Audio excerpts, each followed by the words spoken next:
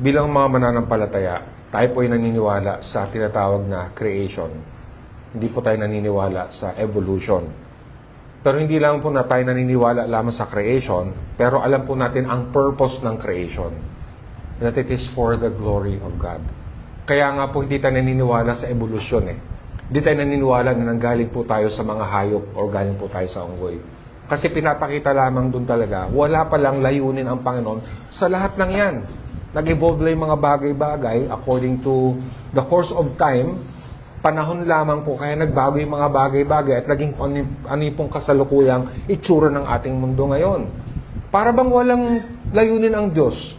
Para bang walang kinalaman ang kasalanan sa lahat ng ito? Kaya po hindi tayo naniniwala tayo sa evolution o sa evolution. Naniniwala po tayo sa creation. Dahil alam po natin na ang lahat na ito ay para sa glory ng ating Diyos. At ito rin po ang nagbibigay ng definisyon sa ating pong pamumuhay. If we don't simply say na ako, creationist ako eh. Ako naniniwala sa creation na nilikha ng Diyos ang lahat ng bagay. Hindi ako evolutionist. Madaling sabihin yan eh. Ang challenge para sa atin, why did God create? Why did God create you and me? And that is because we were created for His glory. Merong goal ang creation.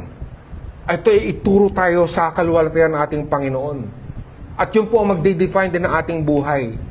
Because if you miss that, kung hindi mo ito nakita, ang purpose or layunan ng Diyos sa creation, walang saysay kahit maging creationist ka pa.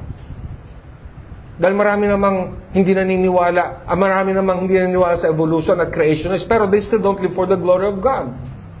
So, baliwala ang maging kahit ikaw pa yung pinakamagaling na scientist, ipagsabi mo or ipalandakan mo ikaw isang creationist. For that should define our life if we know that you were created for the glory of God. Now, habang ang creation po ay naging less popular sa pagdaan po ng panahon, na marami ang nagsasabi na evolution lamang ito, na ito po ang binebenta na kaalaman sa ating pong panahon ngayon, ito yung ipinapahayag nila. If they don't believe in creation, a lesser concern then would be the new creation. Kasi wala siyang pakialam sa creation eh. Eh di lalo na ang new creation. Eh parehong sinasabi po ito sa Bible. If creation is denied, then what more will the new creation be denied? At ang nakakalungkot, kahit sa mga taong nagsasabi na ang Diyos ay lumikha ng lahat ng bagay, kahit sabihin natin na sila po ay naniniwala doon, hindi sila po, their lives are not defined or is not influenced by the passing away of the old creation and the coming of the new creation. Kaya sabi ko, baliwala, kahit maging creationist ka pa eh. Kahit mag-argue ka pa from the Bible na ikaw ay isang creationist and you have all the scripture na proof or evidences para i-prove na creationist ka. Pero if you don't believe that the world is passing away and that a new creation is coming, at kung wala pa rin ikaw doon, di ano ang saysay ng paniniwala mo sa creation? Hindi naman natatapos na tayo po ay mga creationists lamang eh. I would say we have to be new creationists as well. Dahil yun po ang sinasabi ng Bible sa atin.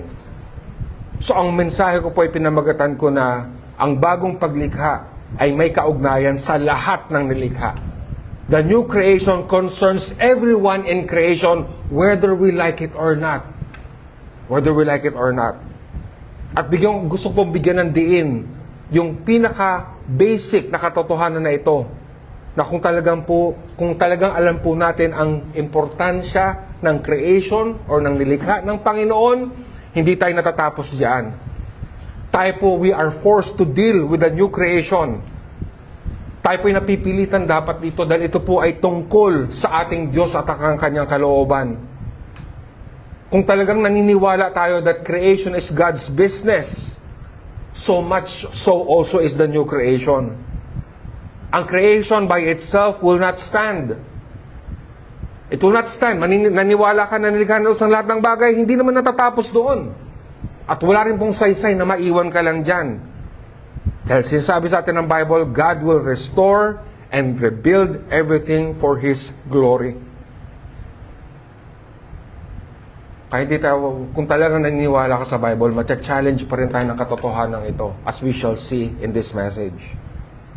So, kung babasahin po natin yung previous chapters ng Revelation, mapapansin niyo po dun sa mga naunang chapter ay puro mga judgment ng Panginoon. Kaparusahan. Pero ang mababasa po natin dito sa ating verses ngayon ay sinasabi sa atin ano ang mangyayari after po ng paghuhukom ng Diyos. Kaya nga po ito magiging hamon sa atin. This should confront us once again. Kung tayo po ay naniniwala sa ating binasa, dapat ready po tayo dito. We should be ready for this. So ang Book of Revelation po ay binigay para i-encourage ang mga mananampalataya. Para po tayo ay magpatuloy sa kabila po ng pahirap sa buhay, suffering sa buhay, pagdadalamhati, persecution, and all the affliction that we can have in this life. Ang Book of Revelation hindi binigay para takutin lamang tayo, kundi para ipakita sa atin yung ating pong pagpapatuloy sa pamamag-asa sa ating Panginoon. Dahil punong-puno po ito ng pangako sa atin. Kaya isipin po natin kung gaano kabuti ang ating Panginoon na siya po ang nagtatalaga, siya po ang nag-i-establish ng tagumpay ng kanyang bayan. Isipin po natin na ang Book of Revelation sinasabi sa atin dito, no matter what happens, the ending is sure. Ano man po ang mangyari sa atin dito, sigurado po, tiyak po ang mangyayari sa kahulihan ng lahat na ito. Na ano man po ang mangyari, ang bayan ng Diyos ay maging mapagtagumpay at makakasama niya magpakailanman. Kaya nga ang Panginoon ay mabuti dahil pinapahayag niya po ito sa atin. Pinapaalam niya sa atin ano ang mangyayari sa kinabukasan para sa ating kabutihan at para sa kanyang kaluwalhatian. Kaya you cannot afford not to know this. You cannot afford not to know about the new creation. Para saan pa ang buhay? Kung wala ito, para saan pa? Kung wala namang nag-aantay sa atin ang bagong sanlilikha, para saan pa ang lahat ng bagay? At kung hindi rin natin alam ito, para din saan pa ang buhay mo? Kung mauwi ka lang sa puot ng Panginoon. Kaya mapalad po tayo na hindi po ito tinago ng Panginoon sa atin. Hindi po kinubli sa atin ito. Parang tanong palagi sa atin dito, nagpapasakop ba tayo dito? Siniseryoso po ba natin yung panawagan ng Panginoon sa atin na tayo po'y magpasakop sa kanyang anak? Dahil siya lang ang totoong kanlungan. Pero kung di tayo magpapasakop sa kanya, madali po siyang ding ibag sa kanyang kapuotan pagdating ng araw na iyan. Gaya ng sinabi ni Deacon Lem kanina. And so ito po ang nais kong iwan sa atin sa mensahe na ito. Sapagkat ang buong sanlilikha ay lilipas at muling gagawing bago, ang bagong paglikha ay tiyak na sasaklaw at makakaapekto sa lahat ng nilikha. Dahil dito, ito'y isang napakahalagang katotohanan na nararapat maging masidhing alalahanin ng bawat isa. Sana isipin natin, hindi lang tayo mamamatay eh. Hindi lang yun ang kamatayan. Ang nakakatakot yung malagitay sa puot ng Diyos magpakailanman. Ang mas nakakatakot dating ang time, bubuhayin tayo ng Panginoon mula sa mga patay at bibigyan ulit tayo ng laman para parusahang magpakailanman kung wala tayo kay Kristo. Ang ating pong suffering, hindi lang kaluluwa, kundi body and soul in hell forever and for eternity. Yung pain, yung hirap, hindi lang sa kalooban o kaluluwa, pati katawan ay maghihirap magpakailanman. Kaya para sino tayo para tanggihan yung mga bagay nito na maliwanag na sinasabi sa atin ng kanyang salita. Dahil walang sino man dito sa atin na makakaligtas sa araw na iyan. Kaya nga ang tanong sa atin saan ba tayo nabibilang? Saan ba naiiwan ang mga puso natin? Sa mga bagay na mawawala? O sa mga bagay na magpakailanman? Para saan ang buhay natin sa araw-araw? Sa mga bagay na tatanggalin din at sisirain din ng Panginoon? O mga bagay na ibibigay niya para sa ating kagalakan magpakailanman? Nawa ay maging tulong ang ating mensahe para makita po natin ang ating daan patungo sa bagong sanlilikha, ang bagong langit at ang bagong lupa. Sana doon tayo papunta. Mahamon tayo muli ng mga bagay na maririnig natin ngayon. Tulungan ako ng Panginoon, tulungan din po tayo ng Panginoon sa lahat po ng ating maririnig ngayong umaga. So dalawang bagay ang nais ko makita natin muli. Unang-una, ang ating pong pag-aabang ng bagong sanlilikha. ang ating pong pag-aantay o ang katiyakan po ng bagong sanlilikha na ating pong inaabangan. So yung opening po ng Bible, babalik po tayo sa Genesis chapter 1. Ang opening ng Bible sabi, in the beginning, God created the heavens and the earth. So para bang ito yung suma ng lahat ng kanyang nilikha. The heavens and the earth. Ibig sabihin ng heavens, lahat ng heavenly bodies, lahat ng planeta, lahat ng mga estrella, lahat ng mga bagay sa kalawakan, the heavens and the earth. So ito yung summary po ng lahat ng nilikha ng Diyos. Ang Diyos lamang po ang pwedeng lumikha at siya lang ang pwedeng sumira ng lahat po ng kanyang nilikha. Siya lang ang pwedeng lumikha muli sa kanyang kagustuhan. Kaya isipin ninyo kung gaano kadakila ang Diyos na sinasalangsang ng tao sa araw-araw. Na wala talagang takot sa Diyos ang mga tao. Wala talaga silang pakialam sa sinasabi ng Panginoon. Ito yung Diyos na ini-ignore o binabali wala ng tao sa araw-araw. Kaya po sa ating text ngayon, sabi sa verse 1, pagkatapos nito, nakita ko ang isang bagong langit at isang bagong lupa. Wala na ang dating langit at lupa, wala na ring dagat. Sa last chapter, mababasa po natin doon yung presensya niya na nakaupo sa trono at umalis ang langit at umalis po ang lupa. Sa ating pong text ngayon, binigyan po tayo ng mas dakilang larawan. Anong mangyari na kasunod? Nakita ni Apostol Juan ang bagong langit at ang bagong lupa. So ano po bang implikasyon po nito para sa atin? So ilang obserbasyon para po dito. Makikita natin po dito na meron pong esensyal na pagbabago mula sa lumang nilikha patungo sa bagong nilikha. May pagbabago talaga. Hindi na ito gaya ng dati pagdating ng araw na yan. So lilipas po yung unang nilikha at darating po yung bagong nilikha ng ating Panginoon. So ito yung mga bagay na hindi po natin maisip. Mga bagay po na wala po sa ating karanasan. Naintindihan natin ang distraction, naintindihan natin ang kasiraan, pero yung bagong creation, para sa tao, forever nandiyan na ang langit Nandiyan naman siya palagi. Bago tayo pinanganak, andyan na yung langit. Pag namatay tayo, andyan pa rin, mga bundok, Sierra Madre, andyan na yan. So, parang sa atin, hindi natin maisip na one day ay mawawala ito, pero mawawala siya at babaguhin ng Panginoon. So para siyang hindi ito pasok sa experience ng tao kasi never po natin naranasan ito. Pero ito sinasabi ng Bible sa atin.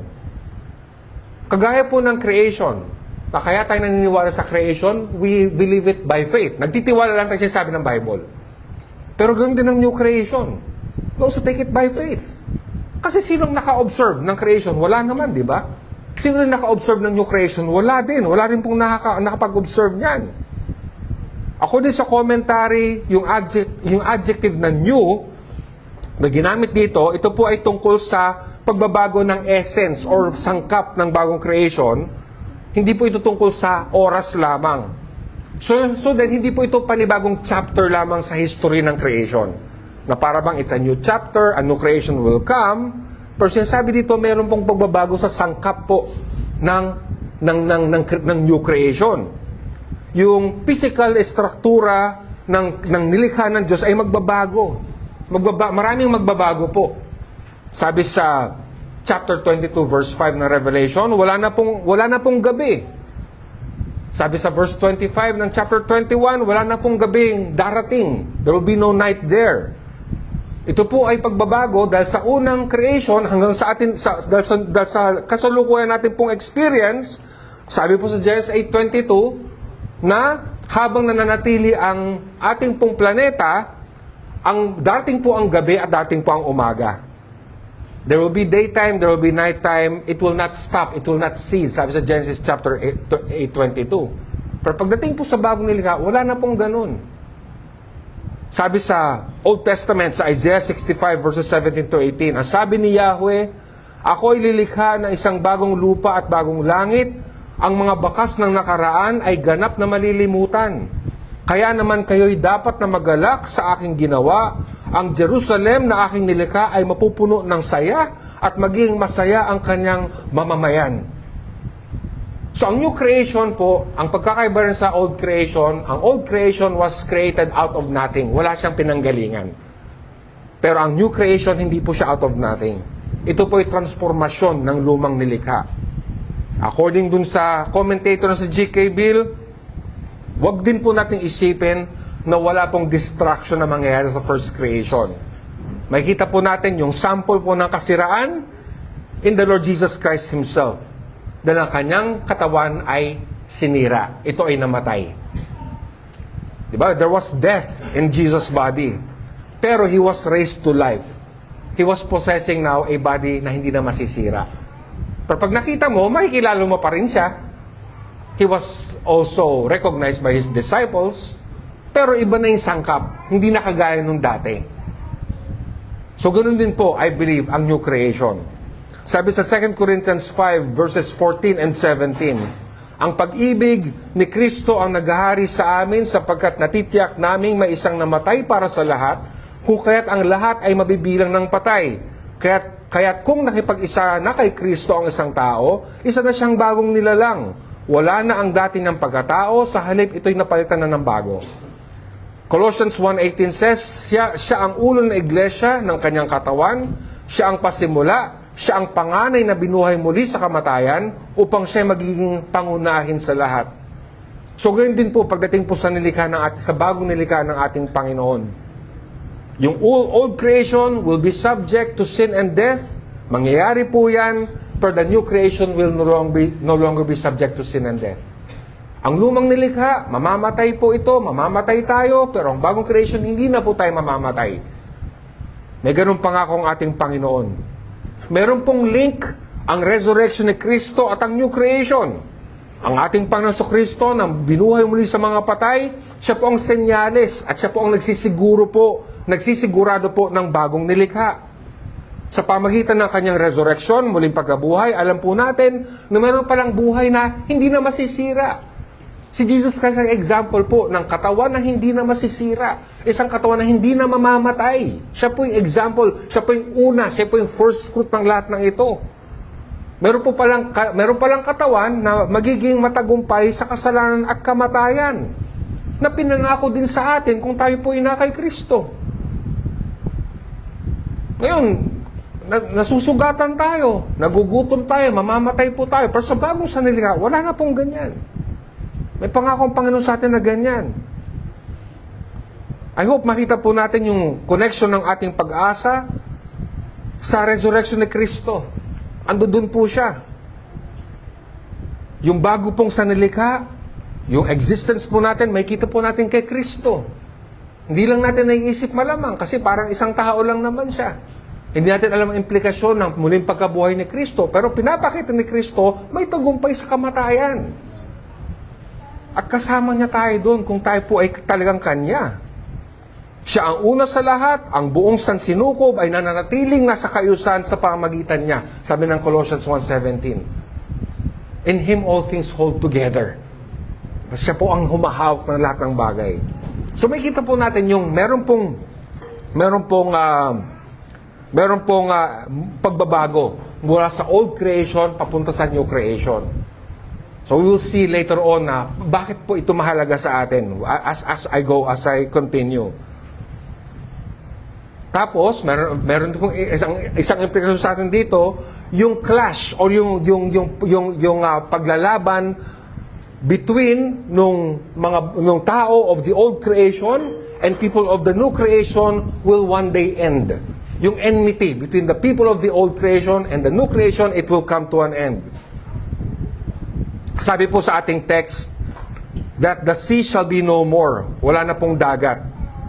So ano pong ibig sabihin ito? Ang sea po ay nagsisilbing symbolic po sa Revelation. Ang sea or ang dagat po ay nagbibigay po ng imahe ng mystery at saka danger. Kahit naman nung araw, ganun din naman eh. Ang dagat, ang karagatan, palaging misteryoso yan. Palagi siyang yung parang naglalarawan ng panganib. At hanggang ngayon, may mga sea creatures pa rin tayo, hindi pa rin natin natutuklasan kahit sa panahon po natin ngayon. Ganun ka-mysterious ang dagat. ang usage po ng ng Revelation ng sea is also very negative. It is elsewhere negative. Among others, ang sea po ay simbolo rin po ng mga kaaway ng bayan ng Panginoon.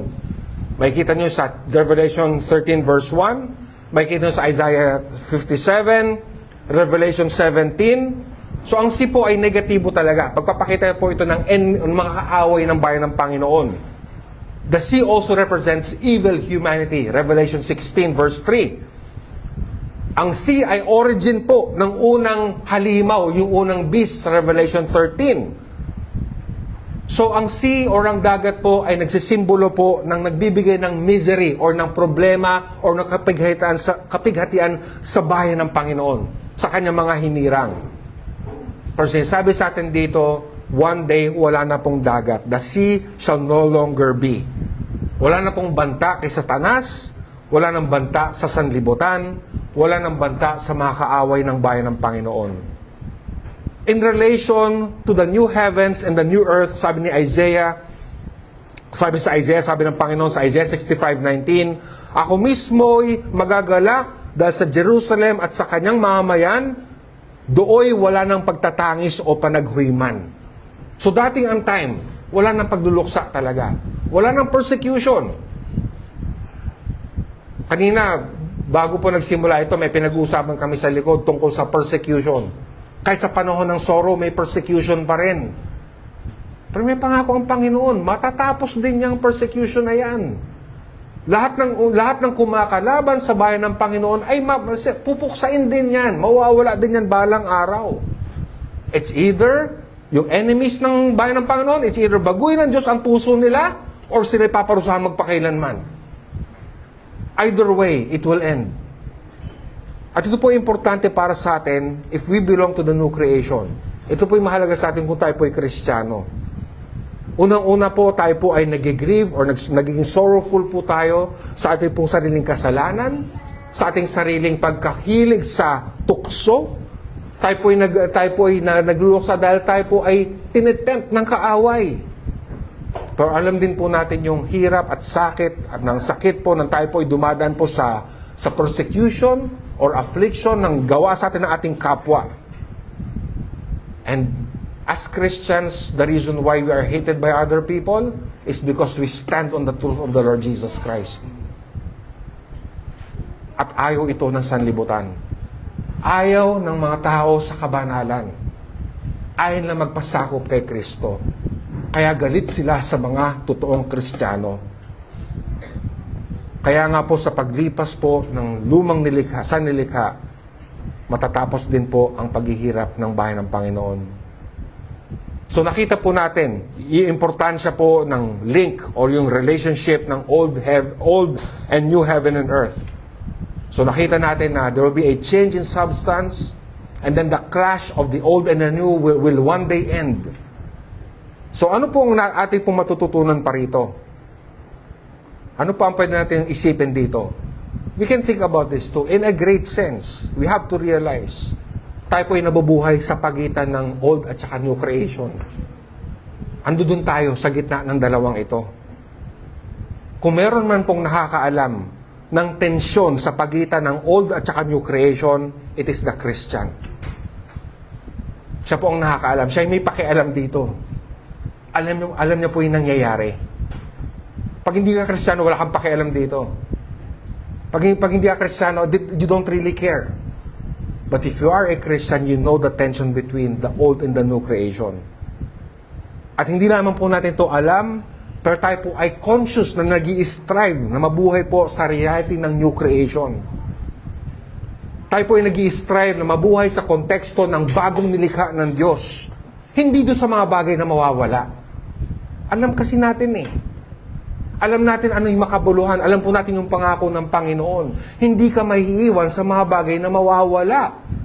Doon ka sa mga bagay na hindi mawawala. Ang mga false Christians or mga nagsasabi lang Kristiyano sila, they do not live in that tension. They're just fine. Basta ako, na kay Jesus Christ ako, and ang buhay ko, ganun pa rin. Ganun pa rin. Maging mabuting tao ako, maging maganda yung buhay ko, yun pa rin. Yun ang kaisipan nila. They don't know the tension. Para sa kanila yung mga bagay na mawawala, andun pa rin sila talaga. Pero sasabihin na kay Kristo sila. Pero pag ikay totoong Kristiyano, nakaset ang isip mo sa mga bagay na nasa taas at hindi sa mga bagay dito. If you are a true Christian, you will deny yourself because you belong now to the new creation. So yung pagdating po ng new heaven and new earth, hindi po ito distant reality sa atin. Hindi ito isang bagay na malayo pa para sa atin. Yung pamumuhay po na tayo po yung nabubuhay sa konteksto ng resurrection ni Christ, and every Lord's Day is Resurrection Sunday, is an opportunity for us to keep on striving to be like the Lord Jesus Christ, to live for His glory, to look forward to His promises. Hindi po ito malayo sa atin. It's present in us. We say we belong to the new creation. Then it is something real sa atin sa ngayon. Dahil dito nga yung ating hope, hindi po ba? Ito nga yung hope natin eh. Na one day hindi na tayo mamamatay, hindi na tayo, wala na pong karamdaman, wala nang sakit, wala nang hiwalayan. Ando doon yung ating hope. That defines our lives even now. Inaantay po natin ito, nabubuhay po tayo sa reality na ito. Kaya tayo iba sa mundo. Hindi tayo nabubuhay sa kagaya po ng sanlibutan ito. Hindi tayo nabubuhay dito para maging matagumpay tayo sa mga ambisyon natin dito. Hindi tayo dito para matupad yung mga pangarap natin dito, nagagawin natin ng lahat, para makuha natin ng lahat sa buhay natin dito. Sa lahat ng magagandang bagay na inaalok ng mundo, na para bang dun pa rin tayo naiiwan. We are even here willing to suffer. We're even here to give ourselves because we know of the resurrection that we will have when Christ comes again. Kaya iba ang buhay ng isang totoong Kristiyano. Hindi kayo na ipagsabayan. Hindi mo sasayang ang oras mo sa mga bagay na mawawala. Hindi ka mabubuhay sa konteksto ng pareho ng mga tao sa mundo. Na parang gusto pa natin mabilib pa sila sa atin. Hindi na ganun ang ating laban, mga kapatid. Because we are members of the new creation if we really are Christians.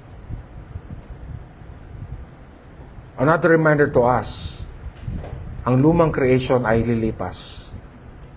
Pero ang bayan ng Panginoon ay mananatili magpakailanman.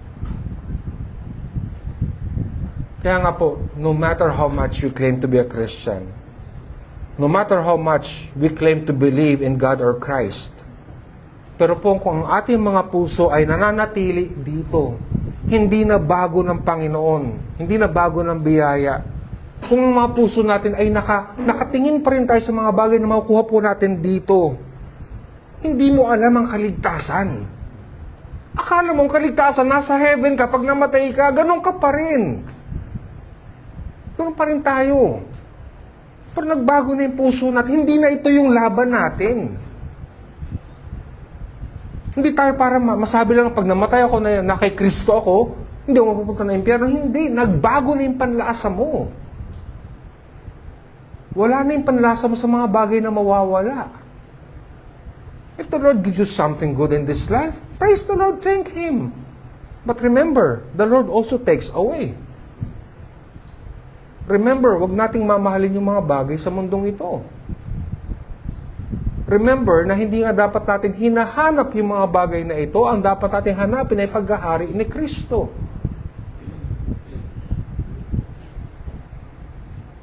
Kung ito pa rin ang laban mo, ito pa rin ang flex mo, na dito ka tuwan-tuwa ka sa sarili mo, ito ang dahilan kung ba't ka nabubuhay yung mga bagay sa mundong ito. Like what the Apostle John says, you will pass away along with the world. Sabi ng Apostol Juan, lilipas ang lahat ng ito, pati ang kagustuhan ng sanlibutan ay lilipas din yan. Pero kung sino man ang gumagawa ng kalooban ng Diyos, ay mananatili at mabubuhay magpakailanman. Ang isang totoong mananampalataya, hindi niya mamahalin ang sanlibutan o anumang bagay na lilipas. Ang kanyang puso, ang kanyang isip, ang kanyang buong pagkatao ay para sa magpakailanman. He is a citizen of heaven. Kaya nga sabi ng isang quote, the heaven is first in the heart of the saint before the saint is in heaven. So kung talagang Kristiyano ka, itong sinisigaw ng puso mo, si Kristo ang makasama siya. So the point here is, ang relationship po ng old and new creation is something that God's people see and that they know this very well. Habang sila po ay bahagi ng lumang nilikha, as they are part of this old fallen world, ang kanilang puso, isipan, ang katawan at kalakasan ay ginagamit niya patungo sa eternity. He is a member of the new creation. Ito po ay totoo sa atin, mga kapatid. Habang ang mundong ito, as real as this world, wastes their lives on what is temporary, on what shall be destroyed, tayo bilang mga Kristiyano, we invest all our being for what is truly meaningful and what is eternal.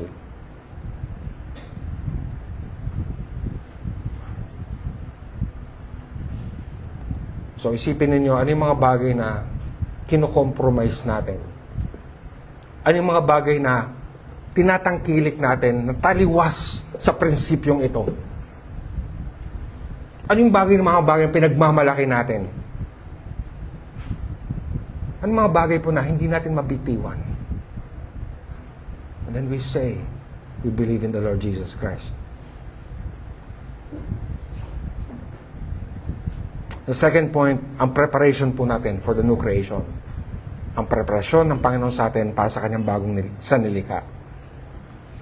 So again, bilang mga Kristiyano, alam po natin na ang unang langit at ang lupa ay lilipas. Kaya tayo po inaantay natin ang panibagong lupa at panibagong langit. Habang inaantay po natin yan, pinaghahandaan din natin siya. Hindi siya yung default na darating na lang yan. Hindi. Meron po itong angkop na paghahanda para dito. So hindi po sapat na sabihin po natin, alam natin ang katapusan. Pero ang ating pong ginagawa ngayon, na alam natin na lilipas pala ang mundong ito at darating pala ang bagong sanlilikha. Meron pong katapat po ito na paghahanda sa atin. Kaya nga po yung mga next verses na ito will help us understand paano ba tayo maging ready. Sabi po sa verses 2 and 3, sabi po dito, at nakita ko ang banal na lungsod, ang bagong Jerusalem na bumababa mula sa langit buhat sa Diyos, gaya ng isang babae ikakasal. Siya'y nakabihis at nakahanda sa pagsalubong sa kanyang mapapangasawa. Narinig ko ang isang malakas na tinig mula sa trono, tingnan ninyo, ang tahanan ng Diyos ay nasa piling na ng mga tao. Maninirahan siyang kasama nila at sila ay magiging bayan niya. Diyos mismo ang makakapiling nila at siya ang magiging Diyos nila. So yung larawan po na ito, isang bagay na marahil ay makaka-relate po tayo dito. Hindi po ito highly theological na illustration or something that we should understand theologically ay binibigay sa atin in a very simple illustration.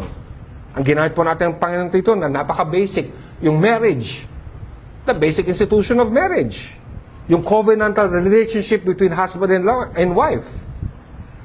So, although sa ating pong panahon ngayon ay parang binabaliwala na ang kasal, kasi ngayon nagli-live-in na yung mga couples, or inaabuso na ang marriage, kagaya ng habitual divorce or same-gender marriage, but still, maobserbahan po natin talaga na meron pa rin talagang paglalaban para sa kasal.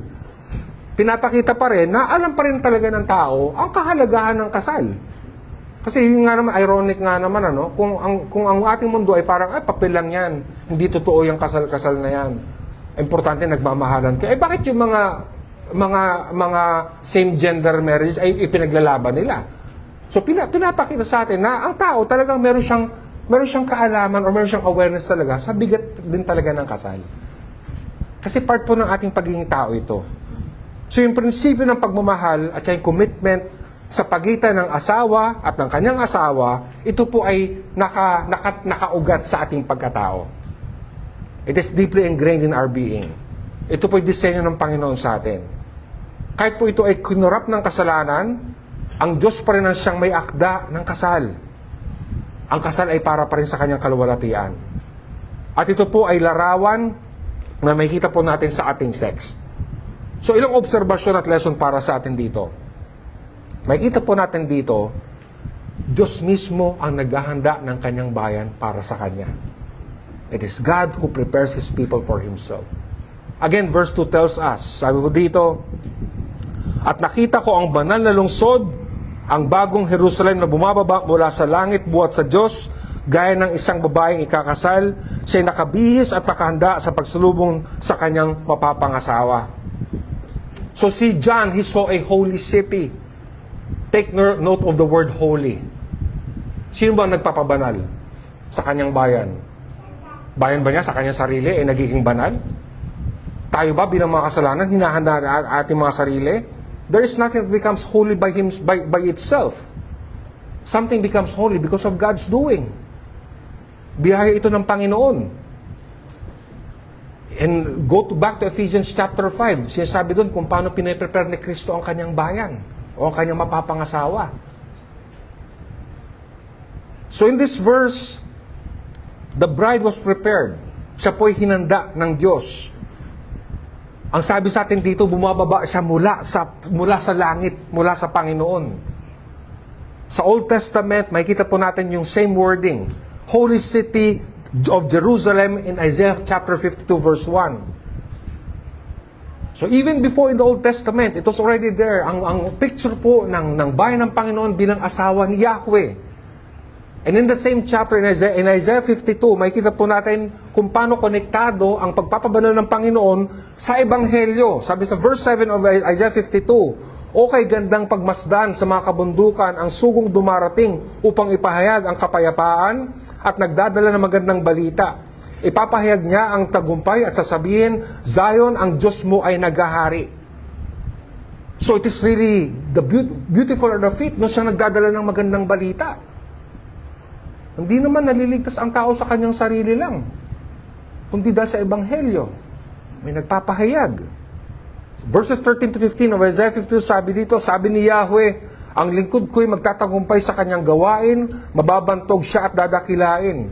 Marami ang nagulat nang siya'y makita dahil sa pagkabugbog sa kanya, halos hindi makilala kung siya ay tao. Ngayon marami rin ang mga bansang magugulantang. Pati mga hari, kapag siya'y nakita, ay matitigilan.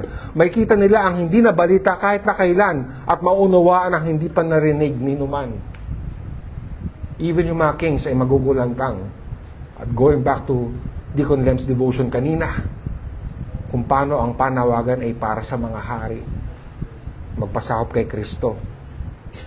So may ginawa ang Panginoon para sa atin. Sa pamagitan lamang ni Kristo at ng kanyang kamatayan, ng ating mga kasalanan ay mapapawi, tayo po ay mapapatawad niya. Ito po'y gawa pa rin ng Diyos at hindi po natin gawa.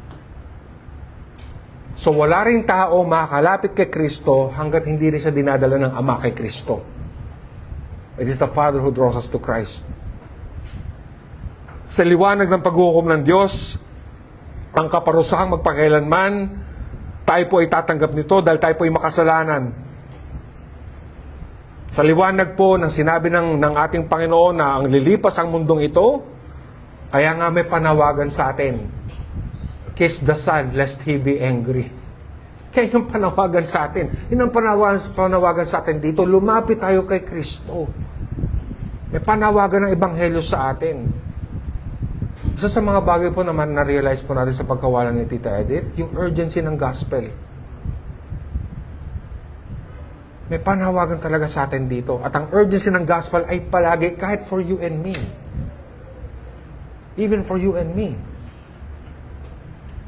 Andun ang panawagan sa atin. There's a pleading to turn away from sin and turn to the Lord Jesus Christ. Ang kabanalan hindi siya isang konsepto. Ang kabanalan ay totoo. Ito'y paghahanda ng ating Panginoon sa kanyang bayan para sa Kanya sa muling pagbabalik ni Kristo. Ang bayan ng Panginoon ay banal.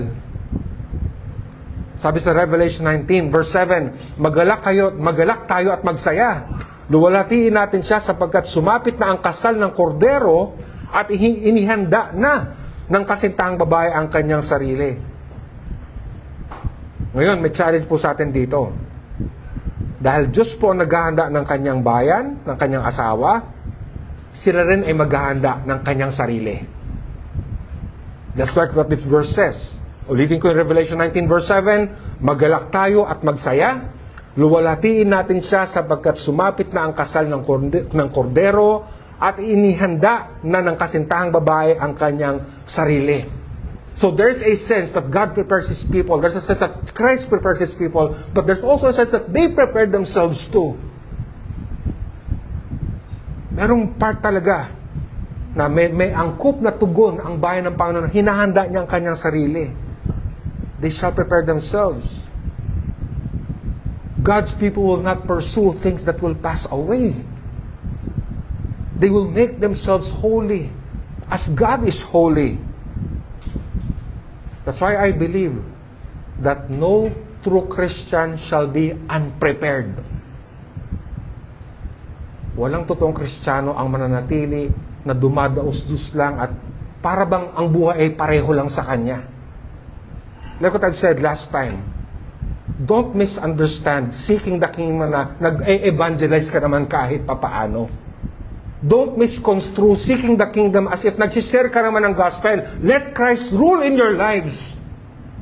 Let Him have dominion of your lives. Let Him be your treasure. Let Him be your king. Let Him be your master. Ang nagdi-define ng buhay mo, hindi yung mga bagay na mawawala, kundi si Kristo.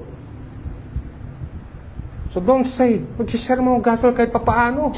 Nagpapakabait naman ako. Hindi ganyan ang seeking the kingdom of God. So much so that Lord Jesus Christ said, huwag niyong alalahanin, pati yung kakainin niyo, susuotin ninyo. But seek the kingdom of God and His righteousness, and all these things shall be added unto you. Those a true Christian will not be unprepared. Alam niya ang trajectory ng kanyang buhay. Because God's people is the New Jerusalem. God names her. He owns her. And if so, ganong klase ang pagmamahal na meron sa pagitan nila. God's people shall truly be holy. They are not of the world. Nung time na nag-engage na kami ni Jenny na maging mag-asawa kami, wala nang pwedeng sumira nun. Lalong-lalo na kaming dalawa. No one, nothing can destroy that. I belong to my fiancé 100%. She belongs to me 100%. No one can destroy that. Especially kaming dalawa. Isipin ninyo yung exclusivity ng pagmamay-ari ng husband and wife sa isa't isa. The same ownership of God for His people, the same ownership of His people for their God as well. Kaya mga kapatid, hindi tayo kabilang sa mundong ito. We are not of this world. We are not of Babylon.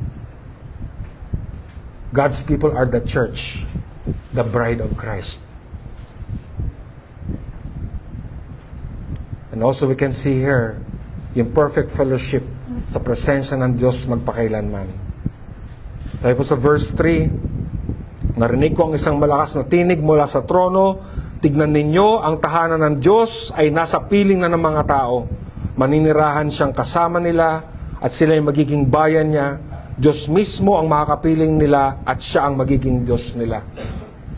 A loud voice from the throne makes an announcement na ang Diyos ay mananahan kasama ang kanyang bayan. Siguro masyado pang it is too elaborate to explain ano ba ang itsura ng new creation. As God's people will now be wedded to their Lord. Siguro hindi natin, we are looking forward to the time makita po natin yan. Ang Israel was divided as a nation. Ang Israel po was subject to captivity because of sin. Isa po sa mga bagay na nilook forward po nila is that yung nation ng Israel ay mara-restore sa Panginoon when God becomes their God. Sabi sa Ezekiel 37 verses 27 to 28, ako'y maninirahan kasama nila magpakailanman, ako magiging Diyos nila, sila magiging bayan ko. At kung mananatili sa kalagitnaan nila ang aking templo, malalaman ng lahat ng bansa na akong si Yahweh ang humirang sa Israel upang maging akin. So isipin po ninyo, balikan po natin ang history ng Israel. Di ba napakapasaway ng Israel? So much so na pinarusahan sila ng Panginoon. Pero may pangako ang Panginoon na one day He will be His people. They will be His people. And He will be their God. Meron pong privilege ang Israel of God's ancient people that was not enjoyed by any other nation on earth. Meron po silang understanding ng aking kabutihan bilang isang Israelita o bilang isang bayan ay hindi hiwalay sa aking pagsamba kay Yahweh. Hindi hiwalay ang aking buhay sa tipan ni Yahweh sa akin. Ang Israel, wala po silang secular na understanding of success or well-being that relies only on industry, hard work, or chance. Alam nila po, if they're a faithful Israelite, alam nila na magkatahi ang buhay nila at ang pagsamba nila kay Yahweh. Hindi ito hiwalay para sa kanila. And so, God being God would also mean both of God's faithfulness and their faithfulness to Him as well. Kaya nga po nung sumablay ang Israel sa kanyang katapatan sa Panginoon, pinarusahan sila. So isipin po natin yung impact ng ganyang pangako that God shall be their God. And not only that, because we know na ang promise na yan, hindi lamang sa Israel, but it's extended to other nations as well. Sabi sa Zechariah chapter 2 verses 10 to 11, sinabi pa ni Yahweh, umawit ka sa kagalakan, bayan ng Zion, sapagkat maninirahan na ako sa inyong kalagitnaan. Sa araw na iyon, maraming bansa ang sama-samang magpupuri kay Yahweh at papasakop sa Kanya. Siya'y maninirahan sa inyong kalagitnaan. Sa gayon, malalaman ninyong isinugo ako ni Yahweh na makapangyarihan sa lahat. And so we know that the gospel is for everyone from every nation. People from every tribe, nation, and language shall worship the Lamb on the throne. Meron pong perfect worship and fellowship with God and fellow men in the new creation. And we have all of that in the Lord Jesus Christ. Kaya nga yung principle na yan, we live by that principle even now. So isipin po ninyo, habang ang mundo ay walang pakialam sa mga bagay na ito, habang ang mundo ay tinataas lamang ang kanyang sarili, sila po ay nahipagkampi-kampihan sa mga tao na kagaya din nila, na nagpapakinabangan sila sa isa't isa at magkakampihan. Sa kabilang banda, ang bayan ng Panginoon ay nagsasama-sama alang-alang kay Kristo. Habang ang mundo ay naghahanap ng validation sa isa't isa, magbubuo ng grupo o samahan alang-alang sa validation na sa isa't isa, God's people come together for the sake of unity in the Lord Jesus Christ. They give love, they give themselves, they think about each other, they carry each other's burden, they stir one another to love and good works. They know that the day is drawing near. Bakit? Because God is their God and they are His people. Again, kahit sa level ng relationship, kitang-kita ang pagkakaiba ng sekular na kaisipan at ng mga mananampalataya. It is not simply being happy together. It's not simply because we get along together well, but there's a sense of holiness na tayo po'y nandito dahil lamang kay Kristo. At yung ganyang klaseng pagmamahal ay nag-extend kahit sa mga hindi mananampalataya. And so the fellowship of true believers is a vital expression of faith and hope that we have in the new creation where God shall be our God and we shall be His people. Ito ay privilege na alam po ng bayan ng Panginoon. In the fellowship of believers in the church, God prepares His people. Saan pa? Saan pa? Isipin po natin, saan para ihanda ng Diyos ang kanyang bayan? May iba pa bang lugar? May iba pa bang pagkakataon na ihanda ng Diyos ang kanyang bayan? Wala na, hindi sa iglesia lang. Kaya sabi ni Deacon Lem kanina Kahit masakit para sa atin na marinig natin, kahit taliwas sa kagustuhan natin, mas maigi na yan kaysa mauwi tayo sa puot ng Diyos. Na kung gusto lang po natin na tayo po ay makarinig na magagandang bagay, huwag po tayo magpunta sa church. Kung gusto nila yung aamu-amuhin lang tayo, uuto-utoin lang tayo, hanap na tayo ng church na hindi maging tapat sa pangangaral. Yung hindi ituturo yung mga bagay na ito.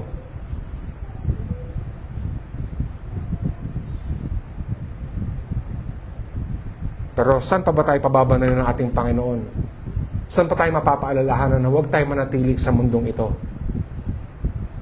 Saan pa tayo makarinig na the Lord is preparing us for Himself forever? Na huwag tayong maiwan sa old creation.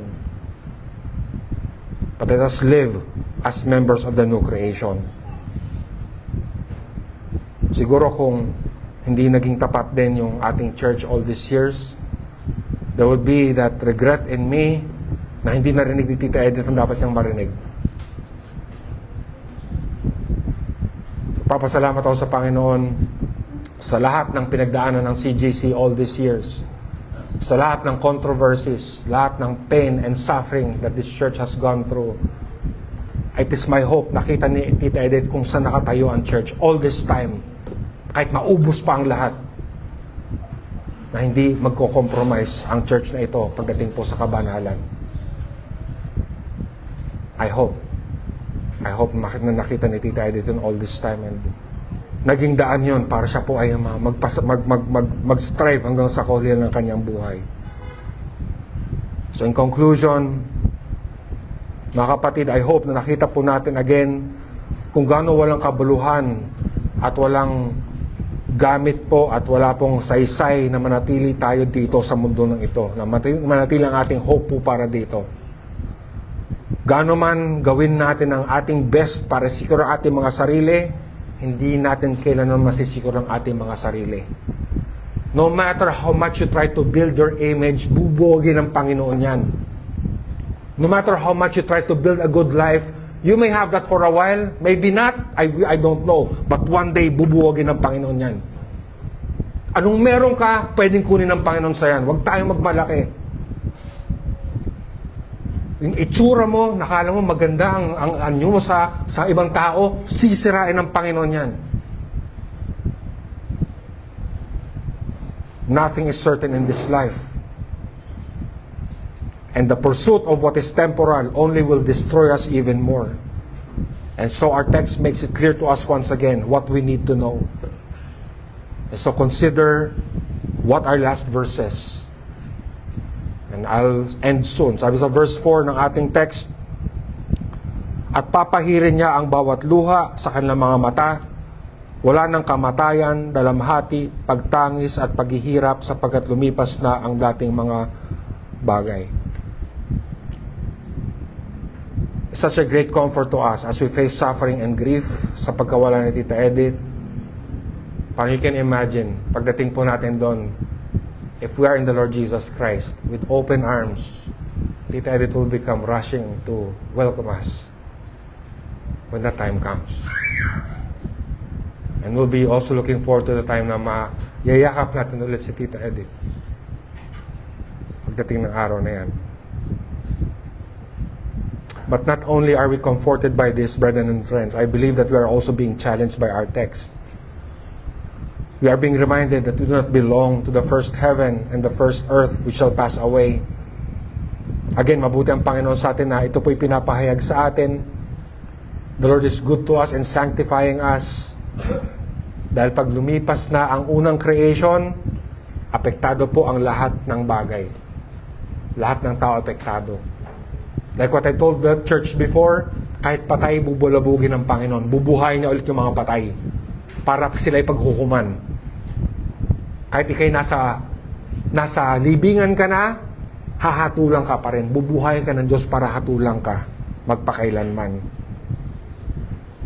Habang tayo po ay isang nilikha, hindi natin matatakasan ang paghukom ng Diyos. Pero sinasabi sa atin ng Panginoon ang mangyayari sa kinabukasan para maging warning sa atin. And at the same time, siya po ay nagsasabi sa atin magtiwala sa kanyang mga pangako. Parehong totoo yun, kagaya din ng devotion ni Deacon Lem kanina.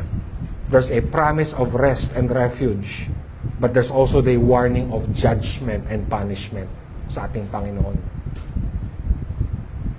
Sana, moving forward, brethren and friends, huwag po natin i-take for granted ang buhay. Huwag natin i-take for granted ang bawat isa. Huwag tayong mabuhay na parang joke lang ang buhay. Nakulang tayo sa pagkaseryoso sa ating paikitungo sa buhay. Sana maging sobering reality yung nangyari sa atin ngayon with Tita Edith's passing. Bigyan natin ng tamang pagkaseryoso ang pagtingin natin sa bawat isa at sa ating buhay. The question for us is not simply if we believe in God or Christ. The question is, are we passing away along with the world because our heart still belongs here? Ito pa rin ba? Dito pa rin ba nananatili ang ating mga puso? Dito pa rin ba nanatili ang araw-araw ng buhay natin na para bang ito lang ang ating buhay? Ito ba yung mga bagay na pinagmamalaki natin? Dito pa tayo nakita na security. Na ang nagdi-define ng ating buhay ay mga bagay sa mundong ito. I hope that this message has been a reminder to us once again. Our business does not terminate here on earth. Lahat ng ginagawa natin, lahat ng ating iniisip at sinasabi should always be in the light of eternity. Ang tanong sa atin dito, tama ba o mali ang ginagawa? Lampas na tayo dyan. Hindi good or bad, right and wrong lang ang laban dito. Ang tanong sa atin dito, are we holy? Are we set apart? Are our lives defined by holiness, that we belong to the new creation? Kaya sana pag nag-usap-usap tayo, wala namang masama sa ginagawa ko. Hindi ganun ang pag-uusap po natin. Ang tanong natin, yan ba ay talaga para kay Kristo? Hindi i-define natin ang mga sarili na wala naman tayong ginagawang masama. And so may it be if you belong to the new realm of creation. As it is the Lord who really prepares His people, there is nothing we should want more than to see ourselves, our children, walking in holiness, walking with Christ, willing to embrace even our suffering for His sake. Kaya mga kapatid, mga kaibigan, tignan niyo po yung mga buhay ninyo. Para saan ba ang lahat ng yan? Para makatapos ng mga bata ng pag-aaral? Para mairaos lang sila sa araw-araw? Para maging stable yung ating buhay sa mundo? Or is it really for the new creation? Are we really walking in holiness? Kaya sana mga kapatid, sa umaga ito, let's look at ourselves once again. Evaluate natin yung mga buhay po natin. Para saan nga ba ang lahat ng ating ginagawa? Masabi lang na mabuting tao tayo? Or do we really live and die for the Lord Jesus Christ as His people? Sana mag-define ang buhay natin. Hindi yung mga bagay dito, kundi buhay natin magpakailanman kasama ang ating Panginoon. That is if we really belong to the new creation. Tayo po yung manalangin.